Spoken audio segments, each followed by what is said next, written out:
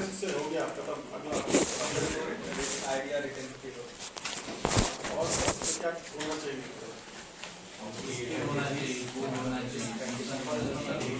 Strategy क्या होता है? पढ़ तो रहे हो आजकल? क्या होता है स्ट्रैटेजी? प्रॉपर प्लानिंग, प्लान क्या होता है?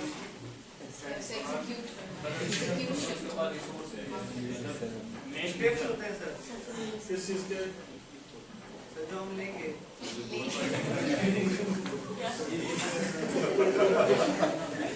सर एक ऐसा स्ट्रेटेजी जो बिजनेस के आगे बढ़ा, जितने भी स्टेक होल्डर हैं उनको प्रॉफिट दे। तो बिजनेस का जो मेन पर्पस है वो क्या है? प्रॉफिट क्रिएशन, वेल्थ मैक्सिमाइजेशन या प्रॉफिट मैक्सिमाइजेशन, ठीक है। लेकिन हर बिजनेस एक थीम पर होता है, मतलब उसका एक मेन पर्पस होगा, एक मेन गोल होगा, ठीक है। तो गोल, पर्पस और एम क्या है? पैसा बनाना, ठीक है। किसी बिजनेस का ऐसा भी एम होता है कि वो सोशल गुड करता है। सोशल गुड का क्या मतलब है? समाज के लिए, जैसे हम लोग CSR हो गया। CSR एक्टिविटी बिजनेस नहीं है, लेकिन सोशल एंटरप्राइज एक बिजनेस भी है और सोशल के लिए ठीक भी करता है। एनवायरमेंटल एंटरप्रेन्योरशिप क्या है? एक ऐसा बिजनेस भी होगा और एनवायरमेंट के लिए अच्छा भी होगा, ठीक है। तो मतलब आप बिजनेस तो कर रहे हो, लेकिन क्या सोसाइटी के लिए भी कुछ अच्छा कर रहे हो? आप बिजनेस कर रहे हो, क्या एनवायरमेंट के लिए कुछ अच्छा कर रहे हो?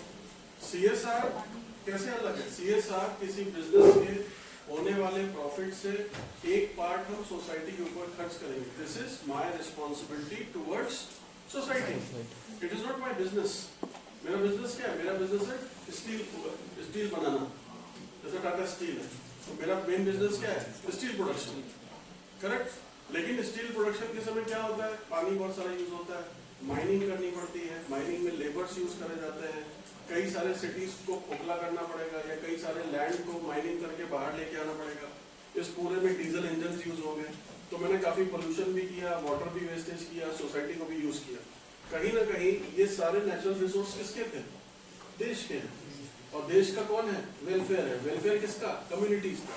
तो मैंने सब जो कम्युनिटीज का था वो खुद ले लिया। किस चीज के लिए? स्टील बनाने के लिए, ठीक है। और उस स्टील से जो प्रॉफिट आया वो किसका है? वो मेरा है। तो उस प्रॉफिट से क्या मैंने कुछ सोसाइटी के लिए किया? तो ये मेरा एक CSR, एक तरीके का दान, दक्षिणा, क्या ठीक है चलो मैं सोसाइटी के लिए भी कुछ ठीक सोचता हूँ, ये है CSR। इसमें बिजनेस नहीं है। बिजनेस होने के बाद CSR, लेकिन बिजनेस होने के पहले बिजनेस क्या है? तो स्टील मैं क्यों बना रहा हूँ? I am making steel for the growth of nation, ये मेरा एक गोल है। स्टील कहाँ यूज होगा? आपके बिल्डिंग मटेरियल में यूज होगा, ठीक है, आपके यूटेंसिल्स बनाने में यूज होगा, सड़क बनाने में यूज होगा, कहीं भी स्टील यूज होगा। स्टील का लेकिन काम लार्जली इंफ्रास्ट्रक्चर रिलेटेड। तो मेरा बिजनेस का गोल क्या हुआ?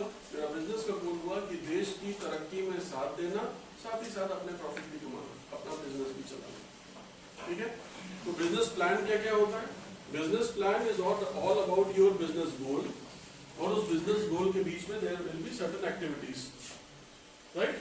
Defining those activities is your planning process. तो उसको जब लोग नीचे लेके जाते हैं तो क्या है? उसका इम्प्लीमेंटेशन प्रोसेस। डिविजन क्या क्या होते हैं बिजनेस प्लान में? बिजनेस प्लान हम जब किसी को देते हैं तो उसमें क्या क्या बताते हैं? हमारा बिजनेस क्या करेगा, हम कहाँ से रॉ मटेरियल लाएंगे, हम क्या चीज की प्रोसेसिंग करेंगे, हम किसको बेचेंगे, 1 साल में कितना प्रॉफिट होगा, 5 साल में कितना पैसा चाहिए होगा, कितने हमारे कस्टमर्स बढ़ेंगे, ये सब कुछ बिजनेस प्लान का एक पार्ट है, ठीक। बजट की अगर बात करें, जो हम लोग जनरली समझते हैं कि बिजनेस प्लान का मतलब बजट या फिर एक्सेल शीट या ऐसा कुछ, बजट उसका फाइनेंशियल पार्ट है। फाइनेंशियल पार्ट में क्या क्या? Cash flows. कैश फ्लो का मतलब कितना पैसा कैश में आया और कितना पैसा कैश में गया।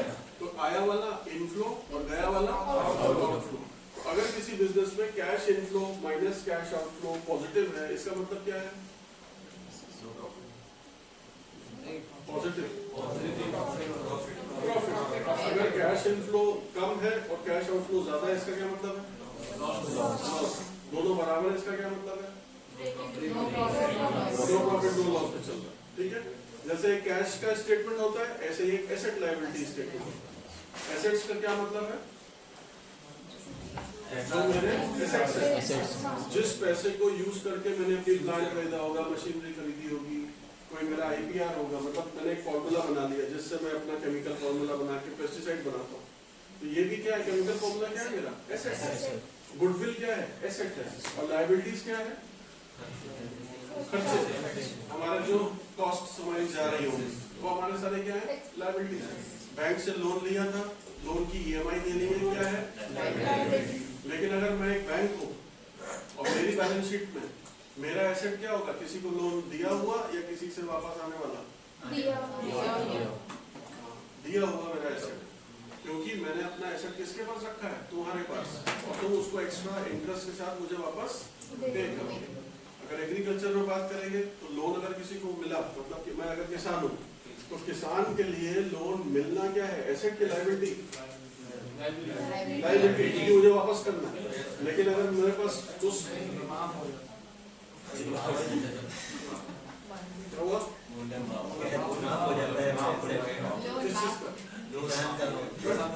वही बात करेंगे, मान लो मैंने एक लोन लिया और लोन से मैंने एक ट्रैक्टर खरीदा, ठीक है, किसान ने क्या लिया, लोन लिया, लेकिन उस लोन से क्या खरीदा, ट्रैक्टर खरीदा। अब ये ट्रैक्टर किसान के लिए क्या है, कब तक नहीं है, तो जब हम लोन लेते हैं ट्रैक्टर के लिए और ट्रैक्टर हमारे घर पर खड़ा हो जाता है तो क्या है, मतलब इस ट्रैक्टर का हाइपोथिकेशन होता है बैंक के साथ, मतलब ट्रैक्टर के पेपर किसके पास रहेंगे, तो तब तक मालिकाना हक किसका है, बैंक का, तब तक ये एसेट नहीं है आपका, तब तक ये बैंक का एसेट। लेकिन जब आप इसकी पूरी EMI पे कर देते हो, इसके पेपर आपके नाम पर ट्रांसफर हो जाते हैं, अब ये एसेट किसका है, किसान का। तो किसान के पास एसेट के नाम पर क्या होता है, जमीन, उसके खुद के टूल्स, ठीक है, और उसका खुद का कैपिटल इन्वेस्टमेंट, अगर उसने खुद कोई पैसा कहीं लगाया है या उसकी खुद की कोई सेविंग है, यही सब उसके पास एसेट्स है, राइट। तो बिजनेस प्लान में अगर हम किसी किसान के लिए बिजनेस प्लान बना रहे हैं तो ध्यान रखना है कैश इनफ्लो कब कब होगा, जब जब उसकी फसल बिकेगी, कैश आउटफ्लो कब कब होगा, जब जब उसका इनपुट उसको खरीदना है, किसी भी तरीके का इनपुट खरीदना है, ठीक है। एसेट्स क्या होंगे उसके, हर वो सामान जो उसके घर पर है, हर वो चीज जिससे वो मदद लेता है और अपना काम करता है। लायबिलिटी क्या है उसकी, जो कुछ भी उसको वापस करना है किसी को, उसका ट्रैक्टर अगर उसके नाम पर नहीं है तो वो उसका एसेट नहीं है, उसकी लायबिलिटी है। अगर आपके घर पे 4 गाड़ियां खड़ी हैं, चारों के चारों लोन पर है, तो वो आपके एसेट्स नहीं हुए। अगर आपने हाउसिंग लोन लिया है और उस मकान में रह रहे हो तो ये आपका एसेट नहीं है, दिखता है बट है नहीं पेपर्स पर। अंडरस्टूड। तो बिजनेस प्लान की जब हम बात करेंगे तो बिजनेस प्लान में आपके बजट्स में ये सारे हेड्स आते हैं। उसमें केपेक्स आता है जिसमें आप कैपिटल एक्सपेंडिचर बताते हो, कहाँ कहाँ हमारा पैसा मेन मुद्दों में खर्च होगा। फिर एक ओपेक्स आता है जिसको आप ऑपरेशनल एक्सपेंडिचर बताते हो, और ऑपरेशनल एक्सपेंडिचर में क्या होता है, ये जो डेली रोजमर्रा के खर्चे आते हैं, किसी की वेजेस हो गए, सैलरीज हो गए, रेंट हो गया, इलेक्ट्रिसिटी का बिल हो गया, रॉ मटेरियल परचेज हो गया। लेकिन अगर मशीन आपने खरीदी है, कैपिटल एक्सपेंडिचर होते हैं क्योंकि वो आपके एसेट्स में काउंट होगा बाद में, ठीक है। आपने बैंक से लोन लिया, क्या है, ऑपरेशन में आएगा या कैपिटल में आएगा, क्या चीज आएगी ऑपरेशन में, कोई भी लोन है वापस करोगे उसकी EMI दोगे, तो जो उसकी EMI आपकी वापस जाएगी वो क्या है, वो आपका ऑपरेशनल एक्सपेंडिचर। उसका जो प्रिंसिपल अमाउंट वापस जाएगा वो क्या है, वो आपका ऑपरेशनल एक्सपेंडिचर। तो आपको ये हमेशा ध्यान रखना है कि मैं किसके लिए बिजनेस प्लान बना रहा हूँ। अगर मान लो आपका खुद का बिजनेस है, आप एक एंटरप्रेन्योर, आपने खुद का अपना एक बिजनेस प्लान बनाया, तो आपके बिजनेस प्लान में आप हमेशा क्या कोशिश करोगे, शुरू से दिखा दो कि मुझे प्रॉफिट होना शुरू हो गया तो आपको कोई पैसा नहीं देगा, ठीक है। क्या आप हमेशा दिखा सकते मुझे अगले 5 साल तक लॉस होता रहेगा, तो भी आपको कोई पैसा नहीं देगा। So what you have to show, you have to showcase कि 3 साल में फर्स्ट ईयर में कैश माइनस पे हूँ, मतलब मेरे पास पैसा नहीं आ रहा। पहले साल को किसके लिए पैसा चाहिए, जमीन खरीदने के लिए, मशीन खरीदने के लिए, किसी लोगों को ट्रेन करने के लिए। सेकंड ईयर ऑनवर्ड्स मेरे नंबर ऑफ कस्टमर्स बढ़ेंगे, और कस्टमर्स बढ़ेंगे तो रेवेन्यू भी क्या होगा, बढ़ेगा। अब रेवेन्यू बढ़ेगा तो मेरा प्रॉफिट क्या होगा, बढ़ेगा। तो सेकंड ईयर ऑनवर्ड्स मेरा अभी नहीं और तुम मुझे चाय नहीं पिलाई है सर, अभी पिला रहा हूँ, मेरा ही बोल रही हूँ। और शाम नहीं आया, नहीं आया, और उधर वाली बोतल में पानी भी नहीं है, चाय भी नहीं ले आएगा। ब्रेक के बाद ठीक, तो बिजनेस प्लान जब हम बनाएंगे अपना, तो उस बिजनेस प्लान में मेरा इनिशियल पैसा क्या लगेगा वो हम दिखाएंगे, और एक जगह गैप रखते हैं। जैसे मान लेते हैं 5 करोड़ का मेरा बिजनेस है, मुझे चाहिए 5 करोड़ जिससे मैं अपना बिजनेस शुरू कर सकता हूँ। हम दिखाएंगे 1 करोड़ मेरे पास है, मतलब 20% 4 करोड़ का रिक्वायरमेंट, करेक्ट। तो फर्स्ट ईयर में दिखाना है कि हमको 3 करोड़ चाहिए, उसके बाद 1 करोड़ और चाहिए, और 18th मंथ से हम दिखाएंगे कि हमारा रेवेन्यू आना शुरू हो गया। तो धीरे धीरे आपका क्या होगा, प्रॉफिट नहीं आएगा, लॉसेस कम होने लगेंगे, और 3 साल के एंड में क्या होगा, सारा लॉस खत्म, और हम ब्रेक इवन पे आके फिर 3 साल के बाद प्रॉफिट करेंगे। ऐसे ये जो प्लानिंग है, ये एक आपने फाइनेंशियल प्लानिंग करी, एक इसमें ऑपरेशनल प्लानिंग करी, और जब इन दोनों में पैसे डाल दिए तो क्या होगा, ये आपका बजट हो गया। तो समझ आया? ऑपरेशनल प्लानिंग में क्या हुआ, जैसे आपने एचआर को प्लान करना, हमको अभी कितने लोग चाहिए, 6 महीने बाद कितने लोग चाहिए, 12 महीने बाद कितने लोग चाहिए। अब इन लोगों की सैलरीज, इनका टीए, इनका खाना पीना, इनके लिए कैंटीन, इनका आने जाने का, ये सारे खर्चे होंगे आपका। ये सारे खर्चे भी आपके कहीं ना कहीं उसके साथ जुड़ेंगे ना, फिर आपका सेल्स होगा। तो रेवेन्यू जब आएगा तो वो कैश को प्लस करता है, लेकिन जो बाकी खर्चे हैं वो कैश को माइनस करते हैं। तो इनिशियल बिजनेस प्लान में सब कुछ क्या होगा, माइनस होगा, क्योंकि आप खर्चा अपनी पॉकेट से कर रहे हो, और धीरे से फिर क्या होगा, 1.5 साल के बाद पैसा आना शुरू होगा। तो माइनस वाला पहले ज्यादा होगा, ज्यादा से धीरे धीरे कम होगा, कम से धीरे धीरे जीरो होगा माइनस वाला, और फिर जीरो से धीरे धीरे पॉजिटिव होगा। इसी में पैसा मिलता है, करेक्ट। तो बजट दिखाने का तरीका ये है। अब इसके बाद आती है उसकी कहानी कि कोई कैसे विश्वास करे कि तुम्हें 18 मंथ्स के बाद प्रॉफिट होगा।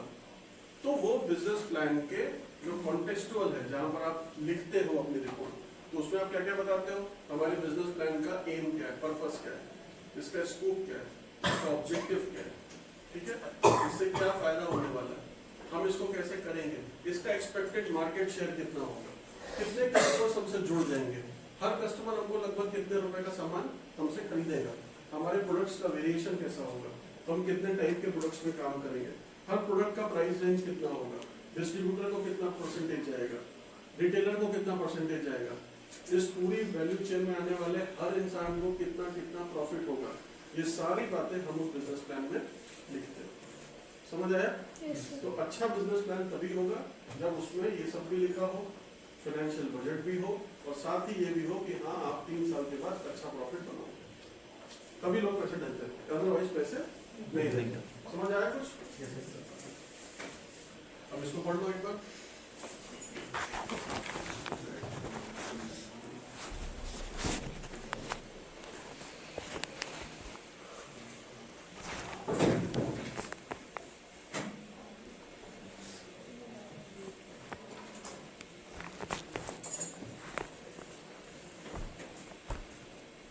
ठीक है, एक पॉजिटिव थॉट क्यों चाहिए?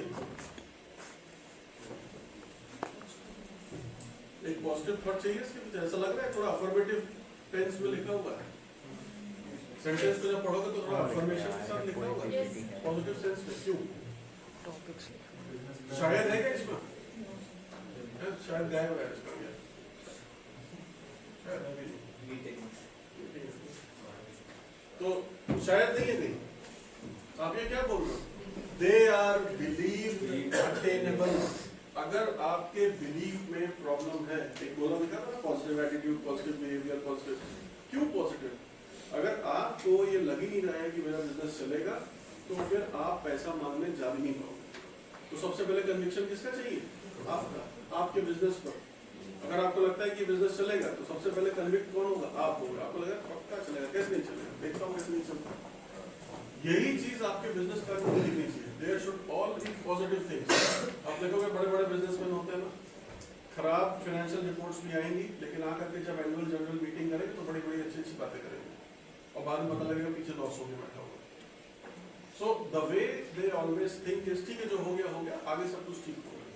So that's how you have to always maintain a positive attitude with a positive thought process कि हाँ ये बिजनेस हम शुरू करेंगे और ये चलेगा। अगर ये आपके बिजनेस प्लान में नहीं दिख रहा है, आपके पिच में नहीं दिख रहा है, पिच मतलब जब आप अपना बिजनेस प्रेजेंट करते हो, तो अगर उस बिजनेस पिच में नहीं दिख रहा है, then also you will not get anything। ठीक? कंटेंट क्या है बिजनेस प्लान का? ये सारे जितने भी हम लोगों ने अभी बात करी, मैंने भी सब बता दिया। एग्जाम्पल निकल गया।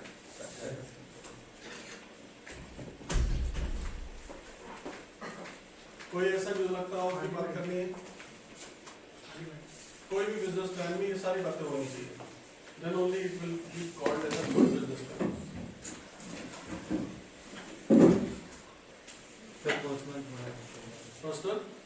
पर्सनल मतलब कौन लोग होंगे। जैसे मेरी कोई ऐसी कंपनी है जहाँ पर हम पेस्टिसाइड बनाने की बात करेंगे, without a chemical engineer, without a scientist, we can not plan everything. तो हमारे पर्सनल में हमको कौन कौन लोग रखने पड़ेंगे? एक साइंटिस्ट रखना पड़ेगा, 2-3 केमिकल इंजीनियर रखने पड़ेंगे। साइंटिस्ट कितने पैसे में आएगा? 2 लाख रुपए महीने में आएगा। केमिकल इंजीनियर कितने में आएंगे? 50,000 रुपए महीने में आएंगे। डे 1 से लाने पड़ेंगे। इनके लिए एक लैब बनानी पड़ेगी, लैब की कितनी कॉस्ट आएगी? 4 लाख रुपए आएगी। तो ये तुम्हारे ऑपरेशनल कॉस्ट का पार्ट हो गया। आपको दिखा, कुछ समझ में आया, विजुअलाइज हुआ? और डे 1 से आपको काम करना पड़ेगा, फिर आप उसके टेस्टिंग करोगे। साल भर में एक प्रोडक्ट तैयार होगा, तो सेल कब होगा? 18 महीने के बाद। साल भर में आपने प्रोडक्ट बनाया, टेस्ट किया, बनाया, लेवलिंग करी, पैकेजिंग करी, फिर उसको मार्केट में पुश किया, पुश के बाद उसकी सेल्स आएगी। तो पॉजिटिव थॉट क्या है? अगर यहीं पर नेगेटिव आ जाए कि पता नहीं बनेगा कि नहीं बनेगा, हो सकता है शायद बनेगा, यहाँ से नहीं शुरू कर सकते सोचना। सोचना कहाँ से शुरू करेंगे? Whatever I will start, I will definitely be able to complete this process within 1 year. अब प्लस माइनस 10% कर सकते हो आप, ठीक है? 12 महीने में नहीं, it can happen in 14 months, या फिर it may happen in 10 months. That is okay. But you have to think that you will come out with product. पहला positive, दूसरा positive. Whatever I will produce, there will be need in market at that time. हमने शुरू किया business क्या सोच करके? I have assessed the need, market scanning किया, उस आइडिया पे काम करना शुरू किया। I have understood that you need some pesticide or biopesticide, correct? Now I started my business. At the time of writing a business plan, can you think कि ये product जो मैं बना रहा हूँ ये नहीं चलेगा? You cannot think now. Now there is no scope of going back. तो अब आप कैसे सोचते हो कि within 12 months I will come out with a product, and after 12 months I will start marketing and sales of this project. अब वो क्या बोलोगे? अच्छा कितना टाइम लगेगा मार्केटिंग और सेल्स में? देन यू में कम से 3 महीने लग जाएंगे, 3 महीने लग जाएंगे, ठीक है? अगर वो बोलता अच्छा एक्सपोर्ट करना, तब कितना टाइम लगेगा? सर शायद 10 महीने लगेंगे। So this is how marketing channels play a role. आप मार्केट किससे करने वाले हो, कहाँ करने वाले हो, विच एरिया, वो तुम्हारी फैक्ट्री से कितना दूर है, क्या वहाँ पर वेंडर मिल गए हैं, सप्लायर मिल गए हैं, कोई होलसेलर मिला है क्या तुमको? तो अगर ये सारा काम हो जाएगा, then you can give me better answer, specific answer दे पाओगे। लेकिन अगर सब हवा हवाई चल रहा है तो क्या होगा? शायद, समझ आए? तो क्या करना है? अच्छे से प्लान करना है, प्लान करके अच्छे से लिखना है, लिख करके उसमें सही नंबर डाल दें, और नंबर डाल करके आपका बिजनेस प्लान बन जाएगा। देखे हैं बिजनेस प्लान? नो देखे नहीं अभी? अच्छा कौन सा MBA कर रहा हो? दिखा दीजिए क्या? तारक मेहता का उल्टा चश्मा वाला तो मैं दिखाता। देखते हो ना? इसको देखिए, मनी देखती है, वो भी देखा। टाइम ही नहीं, टाइम निकालना पड़ता है, टाइम तो निकालना पड़ेगा। 24 ही हमारे पास है। तो हमने तो ये दिखाई ना, ऐसे ही YouTube खोलो, एक बिजनेस प्लान देख लो, एक्सेल शीट खोलो, उसमें बिजनेस प्लान बना मिल जाएगा। फिर भी ना मिले तो हमें बताना, फिर हम हर चीज स्कूल फीड नहीं हो सकती, ठीक है? और कुछ इसमें ऐसा पार्ट जो लगता है नहीं पता? रेफरेंसेस जैसे तुमने एक मार्केट स्कैनिंग की, ठीक है, और तुम जा करके तेलंगाना में काकीनाडा करें और वहाँ जा करके you have identified that there is a group of people who is into mushroom cultivation and this mushroom is having demand in Europe. अब ये जो पूरी बातचीत है ये बिजनेस प्लान का पार्ट नहीं हो सकता। क्यों? क्योंकि ये तुमने कुछ ऐसा किया कि तुमको पता लगा, राइट? तो बिजनेस प्लान ये है कि मशरूम उगवाओगे और उगवा करके यूरोप के मार्केट में एक्सपोर्ट करोगे, ये तुम्हारा मेन बिजनेस है। तो business plan will talk about those numbers, but जब रेफरेंस पॉइंट आएगा कि तुम्हें पता कैसे लगा, तो आप वहां जैसे नहीं डॉक्यूमेंट के जो सोर्स लिख देते हैं, फुटनोट होता है, yes, वैसे रेफरेंसेस जाते हैं। तो बिजनेस प्लान में बिब्लियोग्राफी करके जैसे हम लोग रिपोर्ट में बनाते हैं, वैसे ही उसमें रेफरेंसेस बनाते हैं। At the time of writing a business plan you always have to start with some context, ठीक है? अब कॉन्टेक्स्ट कैसा होगा? For example you are starting a mushroom की खेती शुरू करना चाहते हैं, तो मशरूम की खेती को कहाँ से शुरू करोगे? आई फलाना डिमाका वांट टू स्टार्ट मशरूम खेती, नहीं। कॉन्टेक्स्ट यहाँ से दोगे कि न्यूट्रिशन के लिए देयर आर फ्यू प्लांट्स, और उसमें से मशरूम एक बहुत इंपॉर्टेंट है। इंडिया में मशरूम आज इतना उगता है, इसमें इसके इतना मार्केट है, आगे जाके ये इतना बिकता है, यूके मार्केट में ये डिमांड है, इस डिमांड में इतना से इतना इंडिया से इतना दे पाता है। This is how you create a story, this is the contextualization of your business. So at the time when I am reading as a banker, तो मुझे क्या पता लगेगा, आई विल बी इन्फॉर्म्ड। तो ये जो डेटा जा रहा है, ये सारा का सारा डेटा कैसा है, कहीं ना कहीं से आ रहा होगा। पानी बात देखो, चाय बात दे देना।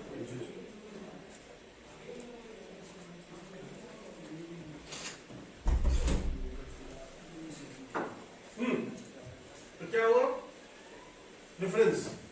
तो ये जो लिखा मैंने कि इंडिया का मार्केट शेयर मशरूम की सेल्स में 20% है, ये मुझे कैसे पता लगा? किसी डॉक्यूमेंट से, किसी रिसर्च से पता लगा होगा। तो मैं उसमें रिसर्च का पॉइंट लिखूंगा। पॉइंट नंबर 2, रीड फलानी रिपोर्ट फ्रॉम फलाना डिपार्टमेंट। समझ आया? वो करती है एपीए स्टाइल, उससे पूछा जा करके, है ना? इनको बताओ एंड नोट क्या होता है, फुट नोट क्या होता है, रेफरेंस क्या होता है, और कुछ क्या चढ़ रहा है? तो कहते नहीं पता होगा इसको। चलो और कुछ? और ठीक है, बाकी सब ठीक है। फाइनेंशियल प्रोजेक्शन क्या होता है, कैसे करते हैं? सीएस से बनाया जाता है फाइनेंशियल प्रोजेक्शन हमारे, जिसमें अगले 5 साल में कंपनी कितना का जो फाइनेंशियल स्टेटमेंट है वो एक एफर्मेटिव होता है कि कैसा होगा। कैसे बनता है? कैसे बनता है? कैसे बनता है फाइनेंशियल प्रोजेक्शन, क्या होता है, कैसे बनता है? सर हर चीज एनालाइज करेंगे सर, रॉ मटेरियल यूज और जो भी सेटअप करने के लिए कॉस्ट लगेगा, फिर वो कितना यूनिट एक दिन में प्रोडक्शन करेगा, उस सबको एनालाइज करके बनाएंगे।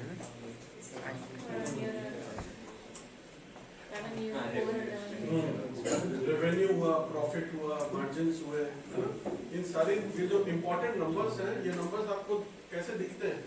जब आप इसको एक्सेल में डालते हो तो कैसे दिख जाता है? इसका एक चार्ट बनता है, और वो चार्ट कैसा बनता है? ऐसा, ये ईयर्स लिखे होंगे, तो यहाँ पे एक चार्ट बनेगा ऐसा, थोड़ा ऊंचा, थोड़ा ऊंचा, फिर इस साल में ज़्यादा ऊंचा, फिर ऐसा थोड़ा ज़्यादा ऊंचा, फिर इस साल में। तो आप प्रोजेक्शन कैसे करते हो? आप प्रोजेक्शन करते हो, एक आपकी पता नहीं पढ़ा है कि नहीं, स्टैटिस्टिक्स पढ़ा है तो पढ़ा है। तो स्टैटिस्टिक्स में एक रिग्रेशन लाइन टाइप की बन जाती है, तो रिग्रेशन लाइन ऐसे दिखती है ऐसे। तो हम बोलते हैं अच्छा इस साल में कितना होगा, तो यहाँ से ये देखोगे तो सब एक्सपेक्टेड है, ठीक है, ये सब एक्सपेक्टेड है, यहाँ तक ये सब रियल था। लेकिन आप बोलते हो अच्छा इस साल में कितना प्रोजेक्शन होता है, एक लाइन यहाँ से जाती है, इस प्रोजेक्टेड पे जाती है, यहाँ पे हो जाती है। फिर आप बोलते हो ये सिनेरियो क्या है, 1। दूसरा सिनेरियो क्या हो सकता है? दूसरा सिनेरियो हम जाएंगे, अच्छा ये जा रहा लेकिन यहाँ डिप आ रहा है, तो हो सकता है ऐसा जाता है। अब यहाँ पे कहाँ जाएगा? तो सेकंड वाले में आपका सिनेरियो में ये हो सकता है। तीसरा कहते हो नहीं हमारा बहुत सारे ज्यादा लोग आ जाएंगे, तो यहाँ पे क्या हो जाएगा, इस जगह तक पहुंच जाएगा। तो ऐसे 3 सिनेरियो में मेरा कितना रेवेन्यू होगा, मेरा कितना खर्चा होगा, मेरा कितना प्रॉफिट होगा, मेरा कंपनी कितना काम करेगी। This is called financial projection. Financial projection important क्यों है? आपने बिजनेस शुरू किया, यू आर एट 0, ये सारी कहानियां बता रहे हो सबको, इंपॉर्टेंट क्यों है? Attract investors. To attract investors. अगर आपके फाइनेंशियल प्रोजेक्शंस में दम नहीं है, अगर आप एक ये चार्ट मैंने आपको दिया और एक दूसरा वाला आ रहा है मेरे पास सिमिलर बिजनेस प्लान लेकर के, और उसका जो चार्ट है वो ऐसे जा रहा है, आप किसको पैसा देना पसंद करोगे? ऊपर वाले को। क्यों? सर उसने 3 पॉसिबिलिटीज कवर की हैं कि अगर अरे नहीं इसकी बात ये देखो, ये कहाँ ज्यादा आपको प्रोजेक्शंस दिख रहे हैं प्रॉफिट के? इस वाले में। मतलब जहां पर तुमको वो ग्राफ में स्टीपनेस दिखाई दे रही है। अब इसी में सवाल भी पूछोगे, सवाल कैसा पूछोगे? अच्छा इतना स्टीप कैसे ग्रोथ हो जाएगा तुम बताओ। If he is able to answer तो तुम दोगे, नहीं एबल टू आंसर नहीं दोगे। किसी के पास 50 पेज का बिजनेस प्लान पढ़ने का समय नहीं है। तो वो क्या देखता है? सबसे बड़ा होता है फाइनेंशियल, फाइनेंशियल का देखता है प्रोजेक्शन, प्रोजेक्शन में बना होना चाहिए ग्राफ, और अगर वो ग्राफ सही बना है तो तुरंत वो वहीं से डिसाइड कर लेता है कि ये फालतू है या ये अच्छा है। दूसरा वो लोग क्या पढ़ते हैं? आपका कॉन्टेक्स्ट, आपके प्रोडक्ट में खास बात क्या है। वो जो मैंने कहा था ना यूएसपी, हर प्रोडक्ट की एक यूएसपी होती है, जिसको हम लोग बोलते हैं ना वैल्यू प्रोपोजिशन। तो वो आपसे क्या जानना चाहेगा? तुम्हारे प्रोडक्ट में ऐसी क्या वैल्यू प्रोपोजिशन है जिसके तुम्हारा बिजनेस चलेगा। तो उसको हर इन्वेस्टर को, हर डेटर को 2-3 बातें ही बस पता करनी होती है। एक वो तुम्हारा कॉन्फिडेंस देखता है, एक वो तुम्हारे स्किल देखता है, दूसरा वो उस प्रोडक्ट की वैल्यू प्रोपोजिशन देखता है, तीसरा उसके फाइनेंशियल पोजीशन देखता है। इसके अलावा उसको बाकी चीजें समझ होती है। अंडरस्टूड?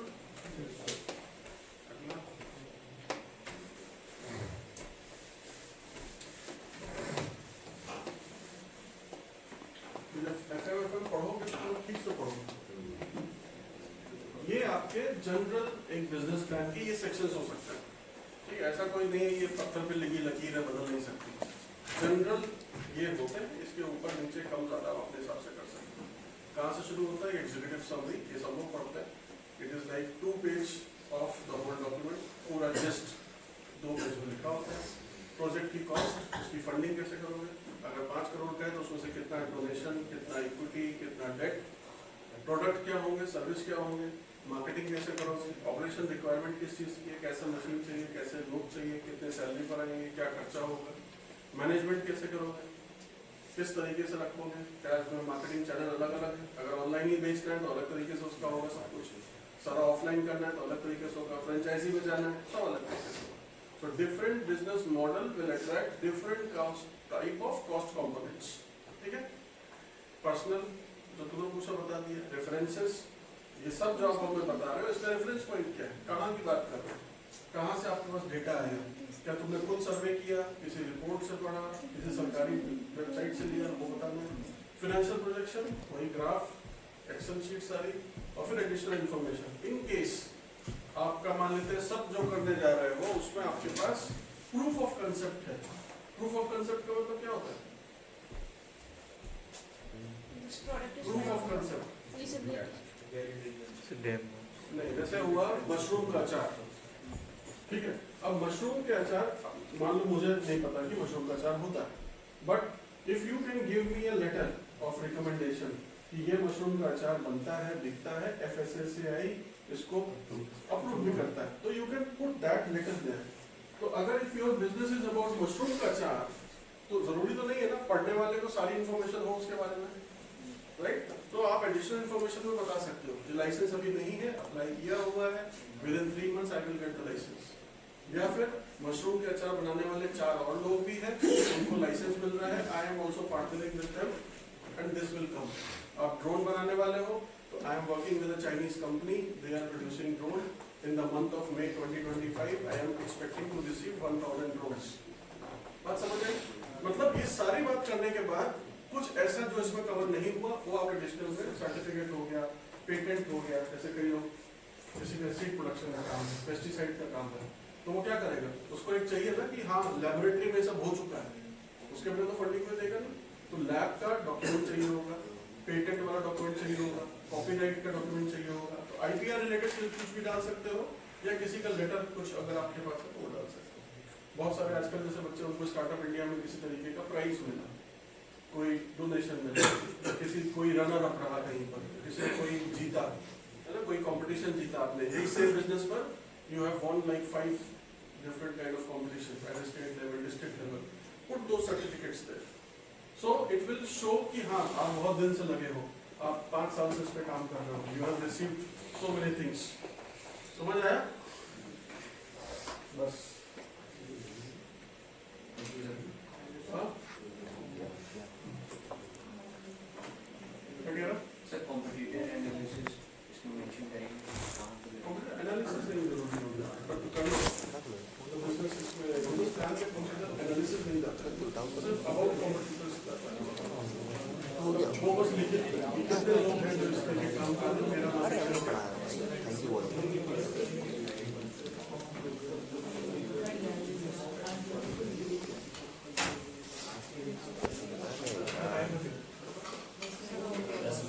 8 मिनट है। 10 प्रोडक्ट अरे हाँ, हो जाएगा। Production and it's phases. तो क्या हो गया? क्या बातें करते थे पीछे बैठ के? हैं?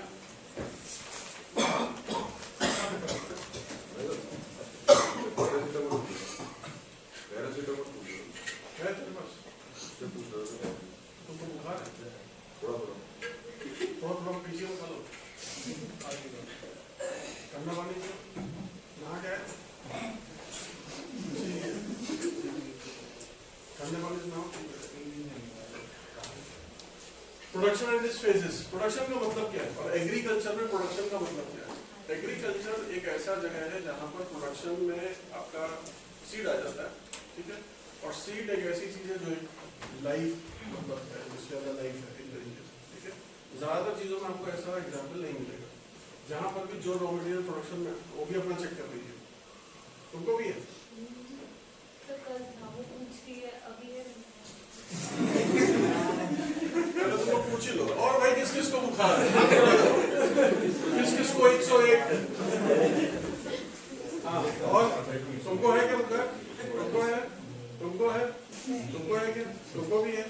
तुमको और पूछो सबसे।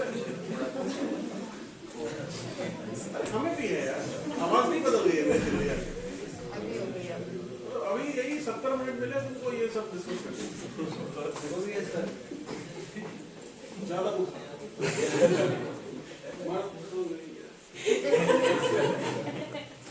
उतर गया मुझे नहीं नहीं ना गया ये काउंटिंग होगी शुरू।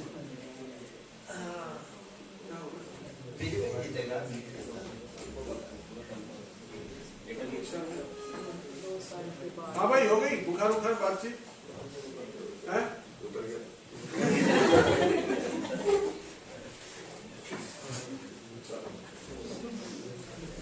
मतलब उतारते रहो यार, ऐसा ना करो। मेरा ना फ्लो टूट जाता है, मतलब मुझसे इतना आसानी से वापस नहीं आता।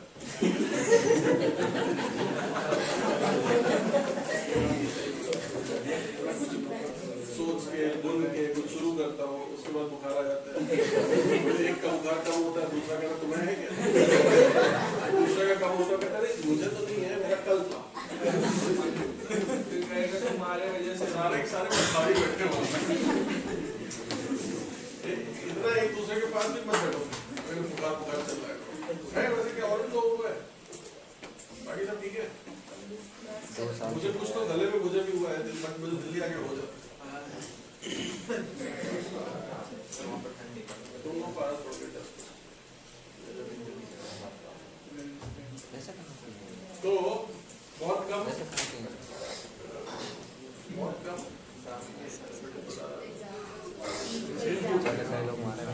इनपुट के ऐसे एग्जांपल्स होते हैं जहां पर जो रॉ मटेरियल है, जो आपका इनपुट है, उसके अंदर लाइफ है ना, इट्स अ लिविंग पार्ट, ठीक है? ज्यादातर में ऐसा नहीं होता। अदरवाइज क्या होता है, ज्यादातर ऐसी चीजें हैं जो इनऑर्गेनिक है। आप कुछ भी फैक्ट्री कुछ भी देखोगे, उसमें जो फर्स्ट रॉ मटेरियल जा रहा होगा, जिससे वो फैक्ट्री चलती है, जो प्रोड्यूस करती है, वो लिविंग पार्ट नहीं होगा, लिविंग कंटेंट नहीं होगा। सीड के केस में ऐसा नहीं है, ठीक है? दूसरा, एग्रीकल्चर में एक और खास बात है कि जो आपका सीड है ना, वो कोई प्रोड्यूस भी करता है, वो भी मतलब हार्वेस्ट होकर के वो प्रोसेस होकर के सीड भी बनता है, और इसी तरीके से वो सीड यूज भी होता है और उससे नया कुछ भी हार्वेस्ट होता है। ऐसा भी जल्दी आपको एग्जाम्पल नहीं मिलेगा। तो मतलब दोनों तरफ क्या होता है, फार्मर दोनों तरफ है। फार्मर बीज उगाता भी है और फार्मर बीज को यूज भी करता है। तो उसकी वैल्यू चेन जब आप निकालते हैं ना, तो उसमें कौन सा फार्मर बीज उगा रहा है वो दूसरा है, और कौन सा फार्मर बीज को यूज कर रहा है वो शायद दूसरा होगा। बात समझे? जो बड़ी बड़ी जितनी भी कंपनीज हैं, जो लोग भी सीड का प्रोडक्शन में काम करती हैं या फर्टिलाइजर में काम करती हैं, आपको देखना ही पड़ेगा कि उनका काम शुरू कहाँ से होगा। If they are seed producers, आपको अलग ट्रीटमेंट देना है। अगर वो सीड को यूज कर रहे हैं तो दूसरा ट्रीटमेंट देना है। अंडरस्टूड? पहला। दूसरा, प्रोडक्शन साइकिल में 2-3 मेन बात है। पहला, बीच में प्रोसेस हो रहा होगा कुछ, इधर से इनपुट होगा और उधर से आउटपुट होगा। बीच में क्या हो रहा होगा? प्रोसेस। हर प्रोसेस के बाद उसकी वैल्यू क्या हो जाती है किसी चीज की? बढ़ जाती है। जब कभी वैल्यू बढ़ती है this is called value addition. ठीक है, समझ आया? जितनी बार उसके अंदर हम कुछ करेंगे उतना ज्यादा उसका वैल्यू एडिशन होता जाएगा। इसका मतलब अगर प्रोसेस में देयर आर 10, 15, 20 डिफरेंट स्टेजेस, इसका मतलब cost of production is high. इसका मतलब इस सब के बाद जो बनेगा उसका प्राइस भी कैसा होगा? इसका मतलब the processing of any material जितना ज्यादा होगा उतनी ही ज्यादा उसकी मार्केट में प्राइस में होगी। बिकॉज आपकी प्रोडक्शन कॉस्ट को कोई तो निकालेगा कहीं से।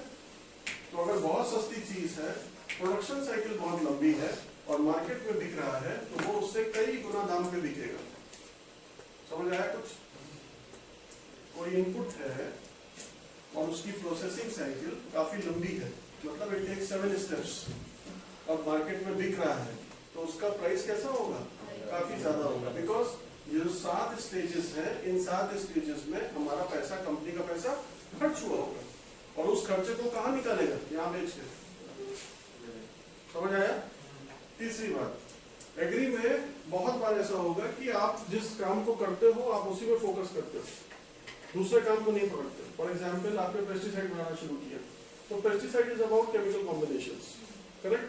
लेकिन chemical will go only into certain bottles और वो बॉटल कैसी होनी चाहिए? नॉन कोरोसिव मेटल की होनी चाहिए। कांच से जा नहीं सकता तो नॉन कोरोसिव मेटल क्या आप बना सकते हो? क्या नॉन कोरोसिव का मतलब समझ आया? Yes, sir. जो केमिकल से रिएक्ट ना करे। तो क्या वो आपको बनाना आता है? नहीं। ये कौन बनाएगा? कोई तीसरा। इसका मतलब आपके एग्रीकल्चर में जब कभी भी ये चीजें प्रोड्यूस हो रही होती है, you need your partners for different kind of packaging. Seeds किस में पैक होते हैं? एक अलग पैकेट में पैक होता है, नॉर्मल पैकेजिंग में नहीं होता।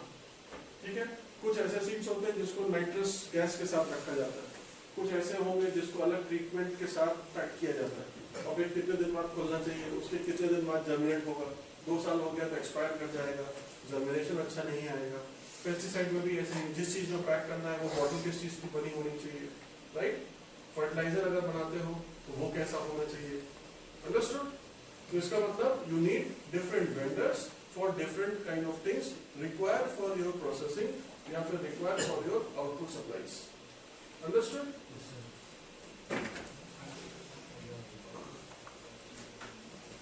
ये तुम पढ़ोगे, ये डेफिनेशन है। पेपर ठीक हुआ? Yes sir. आगे भी ऐसे ही होगा एक बार। तुम्हारा ठीक नहीं हुआ वो तुम्हारी वजह से, तुम्हारे कर्मों की वजह से। भूल रहा है मुझे, मेरा कैसे ठीक हुआ?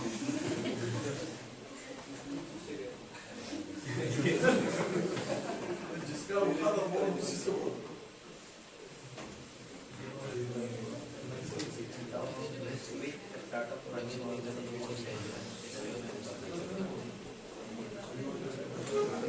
हो गया?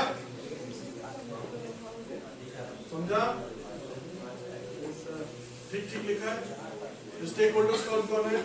कस्टमर, सप्लायर, ये समझा दिया। हर स्टेज पर वैल्यू एडिशन होगा। हर वैल्यू एडिशन का मतलब टाइम जा रहा है, पैसा बढ़ रहा है, कुछ ना कुछ हो रहा है।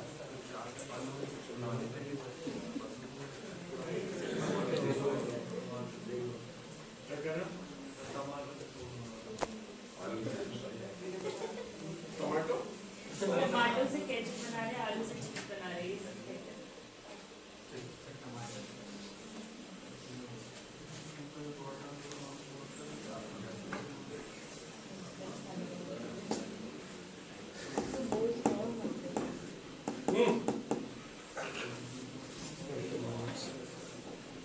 बॉटल का कोई काम कहीं है, प्लास्टिक का कुछ कहीं अलग हो रहा है, लेबलिंग अलग हो रही है, तो बहुत सारे डिफरेंट प्रोसेसिंग के टाइम में स्टेजेस हैं या आउटपुट के टाइम में स्टेजेस हैं। Don't try to do everything on your own, otherwise क्या होगा? आपका मेन काम कुछ और है, आप दूसरा काम शायद अच्छा नहीं कर पाओगे। ठीक है, तो काम को क्या करना है? Partner. You need different vendors to do different things for you. ठीक है, कॉटन टू क्लॉथ ये एक एग्जाम्पल है। क्या क्या आएगा, डिफरेंट स्टेप्स, डिटेल्ड स्टेप्स दिख रहा है पीछे से, आ जाओ यहाँ से लेके जाओ। टाइम हो गया